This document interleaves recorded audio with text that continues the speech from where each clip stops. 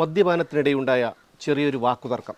അതാണ് ബാലരാമപുരം കരിമ്പിലാവിള 42 വയസ്സുകാരനായ ബിജുവിൻ്റെ ജീവനെടുത്തത്. ജീവനെടുത്തതാകട്ടെ സുഹൃത്ത് കുമാറും.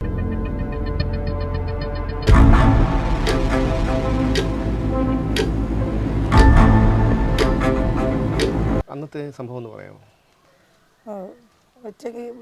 ഉച്ചയ്ക്ക് മദ്യപിക്കാൻ കമ്പനി കൂടാന്ന് പറഞ്ഞുകൊണ്ട് വിളിച്ചായിരുന്നു. ഒരു ചോറ് പോലും കഴിക്കാതെ ഇവിടെ നിന്ന് പോയത്. തിരിച്ച് 3:45 മണിയായപ്പം തിരിച്ച് വീട്ടിൽ വന്നു. ഭയങ്കര ഒരു ദേഷ്യത്തിലൊക്കെയാണ്, നല്ല ഫിറ്റായിരുന്നു. അപ്പം മൊബൈലിൽ വിളിച്ചപ്പോഴേ ഞാൻ നോക്കി ആരാണെന്ന്. അപ്പം കുമാർ ആലുവളയിൽ നിന്ന് അടിച്ചിട്ടിട്ടുണ്ടായിരുന്നു. അപ്പം ഞാൻ നോക്കിയപ്പോഴത്തേക്ക് മുമ്പും ഇവൻ്റെ കൂടെ ഒരുപാട് പ്രാവശ്യമൊക്കെ കുടിക്കാൻ പോയിട്ടുണ്ട്. അപ്പം ഞാൻ ചോദിച്ചു പിന്നെ കൂട്ടുകെട്ട് തുടങ്ങി നേട്ടം കുഴപ്പമില്ല, ഫ്രീ ആയിട്ട് വാങ്ങിച്ചു തരാൻ പറഞ്ഞു. അങ്ങനെ ഞാൻ പോകണേണെന്ന് പറഞ്ഞ് തിരിച്ച് 3:45 വന്ന് നമ്മുടെ അടുത്ത് എല്ലായിടത്തും ദേഷ്യപ്പെട്ട് ചോറൊക്കെ കഴിച്ചിട്ട് നമ്മളവിടെ വെളിയിലിരുന്നപ്പോഴത്തേക്ക് കുമാറിൻ്റെ കോൾ വന്നപ്പോഴത്തേക്ക് വിളിച്ചത് അത്രയും ചീത്തയായിരുന്നു. കുറേ നേരമൊക്കെ ചേട്ടൻ കേട്ടോണ്ടിരുന്നു. പിന്നീട് തിരിച്ചും ചേട്ടൻ ചീത്ത വിളിച്ച് ഒരു അരമണിക്കൂറൊക്കെ കഴിഞ്ഞപ്പോഴത്തേനും ഒരു 4:30 വരേ ഉള്ളൂ. അപ്പോൾ എൻ്റെ അടുത്ത് പറഞ്ഞ് ഫോൺ ചാർജിലിട്ടിട്ട് ഞാൻ പോയി കിടക്കാം. നമ്മൾ നല്ല ഫിറ്റായിട്ട് ഞാൻ പറഞ്ഞു പോയി കിടക്കണം. ഫിറ്റായി പിന്നെ പോകില്ല, കിടക്കും. പരമ്പൊക്കെ വിരിച്ചിട്ടിട്ട് മൊബൈൽ ചാർജ് ചെയ്യാൻ വെച്ചപ്പോഴത്തേക്ക് ഇപ്പം ഫോണിൽ വിളിച്ചുകൊണ്ടിരുന്നു. ഞാൻ റിങ് കേട്ട്. അപ്പോൾ അവനായിരിക്കും വിളിച്ചുകൊണ്ടിരുന്നതെന്ന്. അപ്പോൾ കഴിഞ്ഞപ്പോഴത്തേക്ക് റോഡിൽ വന്നിന്ന് ഉറച്ച് വിളിച്ച് ബിജു എന്ന് വിളിച്ച് ഉറച്ച്. അപ്പോൾ സൗണ്ട് കേട്ടപ്പോൾ എനിക്ക് മനസ്സിലായി. ഞാൻ പറഞ്ഞു ഇപ്പോൾ ഫോണിൽ ചീത്ത വിളി കഴിഞ്ഞതേ ഉള്ളൂ. ഞാൻ പറഞ്ഞു ഇപ്പം നല്ല കൂട്ട് തന്നെ എന്ന് ഞാൻ പറയുകയും ചെയ്തു. ഷർട്ട് പോലും ഇടാതെ അങ്ങ് ചിരിച്ചും കൊണ്ടാണ് ഇവിടെ നിന്ന് കയറി അങ്ങ് പോയത്. അപ്പോൾ പോയപ്പോഴത്തേക്ക് നമ്മളെല്ലാവരും ഇവിടെ ഇരുന്ന് ഇപ്പം ഒരു സൗണ്ട് ഒന്നും കേട്ടില്ല. അപ്പോൾ നമ്മൾ വിചാരിച്ച് അങ്ങനെ പെട്ടെന്ന് ഒരു വഴക്കം ഒന്നും കേൾക്കാത്തതുകൊണ്ട് ഉറച്ച് ചേച്ചിയുടെ മോൻ അജിത്തേന്ന് വിളിച്ച വിളിയാണ് നമ്മൾ കേട്ടത്. അപ്പോൾ അവൻ്റെ കയ്യിൽ കൊച്ചിരുന്നു. അപ്പോൾ കൊച്ചിന് എൻ്റെ അടുത്ത് പെട്ടെന്ന് കയ്യിൽ തന്നിട്ട് പറഞ്ഞു കുഞ്ഞമ്മ ഇത് പിടിക്കും, കൊച്ചിൻ്റെ വിളിയാക്കണം എന്ന് പറഞ്ഞു.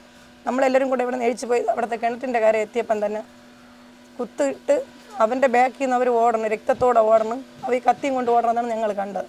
കുമാർ മാത്രം തന്നെ ഉണ്ടായിരുന്നത്.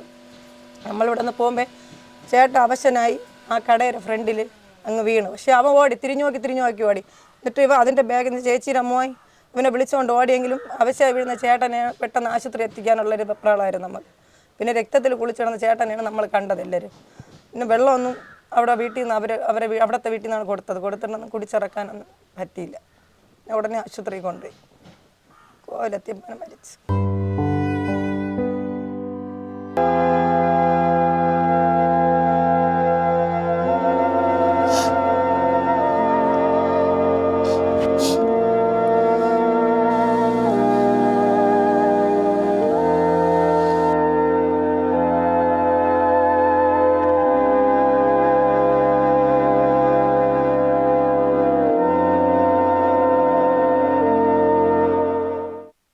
ബിജുവിൻ്റെ നിലവിളി കേട്ട് ഭാര്യ മഞ്ജുവിൻ്റെ ചേച്ചിയുടെ മകൻ അജിത്ത് ഓടിയെത്തുമ്പോൾ കാണുന്നത് കുത്തേറ്റു പിടയുന്ന ബിജുവിനെയും കുത്തിയിട്ട് ഓടിപ്പോകുന്ന കുമാറിനെയുമാണ്. ബിജുവിനെ ആശുപത്രിയിലേക്ക് എത്തിക്കാൻ ശ്രമിച്ചെങ്കിലും വഴിമധ്യേ മരിച്ചു.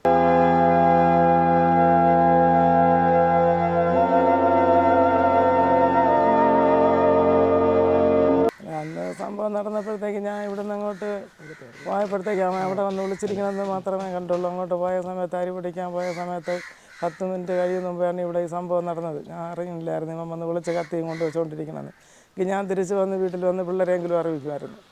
അത് വീട്ടിൽ മദ്യപിച്ചുകൊണ്ട് വന്നാലും നമുക്കാർക്കും ഒരു കുഴപ്പമൊന്നുമില്ല. അങ്ങനെ നല്ല സന്തോഷമായിട്ടൊക്കെ തന്നെ കുടിച്ചിട്ട് പോകുമ്പോൾ നേരം വിളിക്കുമ്പോൾ അവൻ്റെ സ്വഭാവം അങ്ങ് മാറുകയും ചെയ്യും. പിന്നെ ഇവിടെ നമുക്കൊരു കുഴപ്പമില്ല. നമ്മൾ ഇത്ര മദ്യപിച്ച് വന്നാലും നമ്മളൊന്നും വയസ്സായിരുന്നു. ഞാൻ താങ്ങാൻ പറ്റാതെ ഭയങ്കര മുഴമക്കാരുന്നവർ അവളാണ്, സുഖമില്ലാത്തതാണ്. നമ്മളെ കാലം കഴിഞ്ഞാൽ കൂട്ടിന് പോലും ആരും ഇല്ലാതെ അങ്ങനെ ഒരവസരം കിടക്കുകയാണ്. ഒരു കൊച്ചിനെ നോക്കാൻ പോയാണ് അവൾ ജീവിക്കുന്നത്. നമുക്ക് സുഖമില്ല, അങ്ങനെയൊക്കെ വരുന്നതിലാണ്. ഇറക്കിടയ്ക്ക് ഒരു നല്ല വീട് പോലും ഇല്ല.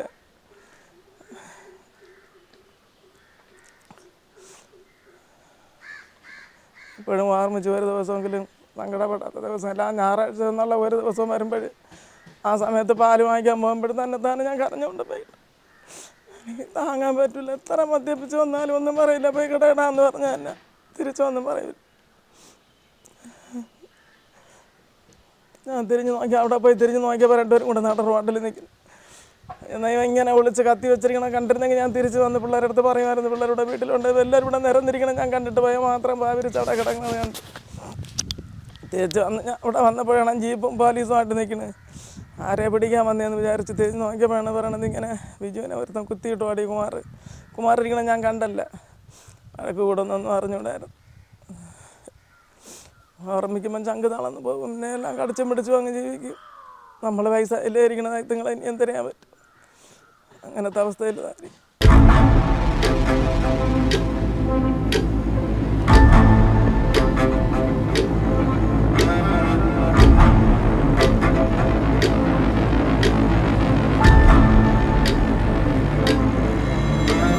ഞാനിവിടെ ഇല്ലായിരുന്നു. ഒരു ആശുപത്രി കൊണ്ട് പോയിട്ട് വന്നതിന് ശേഷമാണ് ഞാൻ അറിയണത് സംഭവത്തിലാണ്. ഇത് മദ്യപിക്കാൻ കാരണം എന്ന് പറഞ്ഞാൽ ഞാൻ അറിഞ്ഞത് അവൻ ഒരു പുതിയ ബൈക്ക് എടുത്തതിന് ചിലവെന്നാണ് അറിഞ്ഞത്. വണ്ടി എടുത്ത് അതിന് ചിലവ് നടത്താൻ വേണ്ടി വിളിച്ചെന്നാണ് ഞാൻ അതിന് ശേഷം അറിഞ്ഞത്. അതിനെപ്പറ്റി വേറെ ഒന്നും അറിഞ്ഞൂടാ. അല്ലെ പിണക്കം തർക്കം അങ്ങനെയൊന്നും ഇല്ലായിരുന്നു. ഒരു എല്ലാ വർഷവും അല്ല എപ്പോഴും ഇവിടെ കണ്ടാലും ഇവിടെ വെച്ച് കാണുമ്പോൾ എല്ലാവരും മിണ്ടിക്കൊണ്ട് നടക്കുന്നതന്നെ. അല്ലാതെ പിണക്കം വൈരാഗ്യം അങ്ങനെയൊന്നും ഇല്ല തമ്മിൽ. എൻ്റെ അനിയനായിട്ടും എല്ലായിടത്തും നല്ല സഹകരണമായിട്ട് പോണതന്നെ. വീട്ടിലുള്ളപ്പം ചീത്ത വിളിക്കണം. എപ്പോഴും ചീത്ത വിളിക്കണ്ട അവരൊക്കെ ജോലി. പിന്നെ നമ്മൾ ഗവനിക്കില്ല. ഞാൻ അങ്ങ് റോട്ടിൽ പോയി വന്നപ്പോഴാണ് അവിടെ ബഹളവും വിളിയും കേട്ടത്. ഇതാണ് സംഭവം. കുമാർ മുകളിൽ എൻ്റെ വീട് പള്ളിയിൽ അവിടെ കൂടി ഒരു ചെറിയ മുടുക്കുണ്ടല്ലോ ഇവിടെ കേട്ടോ. അവിടെ ഉള്ള അവർ രണ്ട് അമ്മ ഇവൻ മൂത്തവൻ എപ്പോഴും എന്ത് ജോലിയായിരുന്നു ബിജു ചെയ്തിരുന്നത്? ചക്കടപ്പ് ചക്കടക്കാനും പോകും. അതില്ലാത്ത മുഖം എല്ലാ കൂലിപ്പണിക്കും പോകും. അന്ന് ഈ ബിജു കുമാറുമായിട്ട് വളരെ നാളുകളായിട്ടുള്ള സൗഹൃദമാണോ? സൗഹൃദം തന്നെ. അങ്ങനെ വേറെ ഇതുവരെ ഇങ്ങനെ വഴക്കുമായിട്ട് പിണങ്ങിയൊന്നും ഇങ്ങനെയുള്ള പ്രശ്നങ്ങളൊന്നും ഞങ്ങൾ അറിഞ്ഞിട്ടില്ല. മദ്യപിക്കാൻ അവരൊക്കെ ഒരുമിച്ചൊക്കെ പോകുമായിരുന്നു. പിന്നെ കുറച്ച് കാലം കൊണ്ട് അങ്ങനെ പോവൊക്കെ ഒന്നും ഇല്ലായിരുന്നു. അതാണ് ഞാൻ ചോദിച്ചത്. വെള്ളിയാഴ്ചയുടെ വന്ന ചേട്ടന് ഇവർ തമ്മിൽ ഒരു ഇതും ഇല്ലായിരുന്നിട്ട് ഞായറാഴ്ച ചേട്ടൻ ഉച്ചയ്ക്ക് ഇങ്ങനെ വലിയ ഫോണിൽ വിളിച്ചതാണ്. വിളിച്ച് ഞാൻ ചിലവ് ചെയ്യാം, മദ്യം വാങ്ങിച്ച് തരാമെന്ന് പറഞ്ഞുകൊണ്ട് വിളിച്ചാണ് ചേട്ടൻ ഇവിടെ നിന്ന് പോയത്. ഇവിടെ വീട്ടിൽ ഇരുന്നതാണ്. എന്തെങ്കിലും ഇവർ തമ്മിൽ മുൻ വൈരാഗ്യമോ അങ്ങനെ എന്തെങ്കിലും പറഞ്ഞിട്ടുണ്ടോ? ഇല്ല. അങ്ങനെ യാതൊരു ആരടുത്ത് എന്തെങ്കിലും അങ്ങനെ ആരടുത്തും ഒരു വിഷയത്തിന് പോവില്ല. മദ്യപിക്കുക എന്നുള്ള ഒരു ഇതേ ഉള്ളൂ. ആരടുത്തും ഒരു പ്രശ്നത്തിനും വഴക്കിനും അങ്ങനെ വന്ന് പോകുന്ന ആളല്ല. അങ്ങനെ ഒരു പ്രശ്നം ഉണ്ടായാലും ചെറിയൊരു വാക്ക് തർക്കം ഉണ്ടായിരുന്നില്ല എൻ്റെ അടുത്ത് വന്ന് പറയും. കുടിച്ചിരുന്നാലും എൻ്റെ അടുത്ത് വന്ന് പറയും. പക്ഷെ അങ്ങനെ യാതൊരു ഇതുവരെ ഉണ്ടായിട്ടില്ല. അവിടെ ഇരുന്ന് കുടിച്ചിരുന്നിടത്ത് എന്തോ വിഷയങ്ങളായെന്ന് എനിക്ക് മനസ്സിലായി. കാരണം അവിടെ നിന്ന് വാങ്ങിച്ചു കൊടുത്തതിന് ശേഷം നല്ല ഫിറ്റായി വന്നപ്പോഴൊന്നും പിന്നെ ഒരുമാതിരി എല്ലാവരുടെ ദേഷ്യപ്പെട്ട് ഒരു വിഭ്രാന്ത ഒരു രീതിയായിരുന്നു. അവർ ചോറ് കഴിക്കണമെന്ന് കേട്ടപ്പോഴും പോരാൻ പറഞ്ഞ് കഴിച്ചെങ്കിലും കഴിച്ചിരുന്ന് എന്തൊക്കെ പറഞ്ഞും ചീത്ത വിളിച്ചൊക്കെയാണ് ഇരുന്നത്. അവിടെ എന്തോ പ്രശ്നമായെന്ന് നമുക്ക് മനസ്സിലായി. ഇവരോടൊപ്പം മദ്യപിക്കാൻ വേറെ ആരെങ്കിലും ഉണ്ടായിരുന്നോ? അങ്ങനെ അറിയാമോ? ഉണ്ടായിരുന്നു. അവരെയൊക്കെ കണ്ടിരുന്നു പിന്നീട് ഈ സംഭവത്തിന് ശേഷം? കണ്ടിരുന്നു. എന്താ പറഞ്ഞത് അവരൊക്കെ ഒന്നും പറഞ്ഞൊന്നുമില്ല. അവർക്ക് അത് എൻ്റെ മുഖത്ത് നോക്കിയിട്ടും അങ്ങനെ യാതൊരു ഇതും എനിക്ക് തോന്നിയില്ല. അവർ നല്ല രീതിയിലൊക്കെ തന്നെ നടക്കണേ. അവൻ്റെ വീട്ടിലായിരുന്നു ഇവർ മദ്യപിച്ചത്. പ്രകാശ് എന്ന് പറയും. ഈ പ്രകാശൊക്കെ പിന്നീട് ഇവിടെ വന്നായിരുന്നു. കുറച്ച് ദിവസം ഒളിവിലായിരുന്നു. ഇങ്ങോട്ടൊന്നും വരൂല. ഞാൻ വിവേകാനന്ദ സ്കൂളിൻ്റെ അവിടെയാണ് ജോലിക്ക് പോകണം. അപ്പോഴങ്ങോട്ട് പോകുമ്പോഴത്തേക്ക് അവരൊക്കെ വീട് അങ്ങോട്ടായതുകൊണ്ട് അവിടെ പണിക്കൊക്കെ നിൽക്കണം ഞാൻ കണ്ടിട്ടുണ്ട്. അങ്ങനെ കണ്ടിട്ടൊന്നും അവർക്ക് യാതൊരിതും എനിക്ക് തോന്നിയില്ല. അവിടെ വെച്ചുള്ള വഴക്കിൻ്റെ കാരണമേ അവനെന്നാണ് പറയണത്. പ്രകാശ്. കാരണം അവൻ്റെ വീട്ടിൽ വെച്ചാണ് ഇവരെല്ലാവരും കൂടെ മദ്യം വാങ്ങിച്ച് കുടിക്കായിരുന്നെന്നാണ് നമ്മൾ അറിഞ്ഞത്. ഈ കേസിൽ ആരൊക്കെയാണ് പ്രതികൾ? ഇപ്പോൾ പ്രതി കുമാർ മാത്രമാണ്. മറ്റോ ഇപ്പം സംഭവമായപ്പോഴത്തേക്ക് ഒളിവിലായിരുന്നു. പിന്നീട് ഒരു 2 മാസമൊക്കെ കഴിഞ്ഞപ്പോഴത്തേക്ക് അവൻ ഈ നാട്ടിൽ വന്നു. അവൻ്റെ വീട് ഇവിടെയാണ്. അവൻ്റെ ചേച്ചിയുടെ വീട്ടിലൊക്കെ ആയിരുന്നു കുറച്ച് ദിവസം മാറിയൊക്കെ നിന്നൊക്കെ ആൾക്കാർ പറയുന്നു. എന്തായാലും കുറേ ദിവസം നമ്മൾ കണ്ടില്ല. ഞാൻ പിന്നെ കൊട്ടിയൂരൊക്കെ അമ്പലത്തിലൊക്കെ പോകുന്ന ആളായിരുന്നു അല്ലേ? എല്ലാ വർഷവും പോകുമായിരുന്നു. വെള്ളിയാഴ്ചയാണ് അന്ന് വന്നത്. 28, 25, ചിലപ്പോൾ 28 ദിവസവും ചിലപ്പോൾ 26 ദിവസവും ഒരു മാസം ഒരു വർഷത്തിൽ ഇതുപോലെ പോയിട്ട് വരും.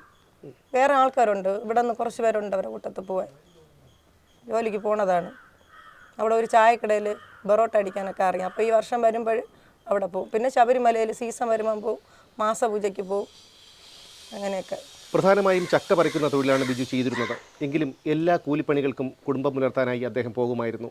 കൊട്ടിയൂരും ശബരിമലയിലും ഉത്സവ സീസണുകളിൽ ചായക്കടയിലും മറ്റും ജോലികൾക്കായി പോകുന്ന ബിജു 1-2 മാസങ്ങൾ കഴിഞ്ഞാണ് തിരിച്ചെത്താറുള്ളത്. കുടുംബം പുലർത്താനായി എന്ത് തൊഴിലിനും പോകുന്ന ഒരു വ്യക്തി കൂടിയായിരുന്നു ബിജു എന്ന് വീട്ടുകാർ സാക്ഷ്യപ്പെടുത്തുന്നു.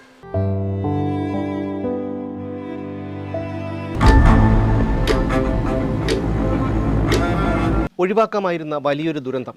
പക്ഷേ ഒരു നിമിഷം ആ നിമിഷം കൊണ്ട് നഷ്ടപ്പെട്ടത് പല ജീവിതങ്ങളാണ്. ഇനിയൊരു ദുരന്തം കൂടി മദ്യപിച്ചും മയക്കുമരുന്നും ഉപയോഗിച്ച് നമ്മുടെ നാട്ടിൽ ഉണ്ടാകാതിരിക്കട്ടെ എന്ന് മാത്രം പ്രാർത്ഥിക്കാം, പ്രതീക്ഷിക്കാം.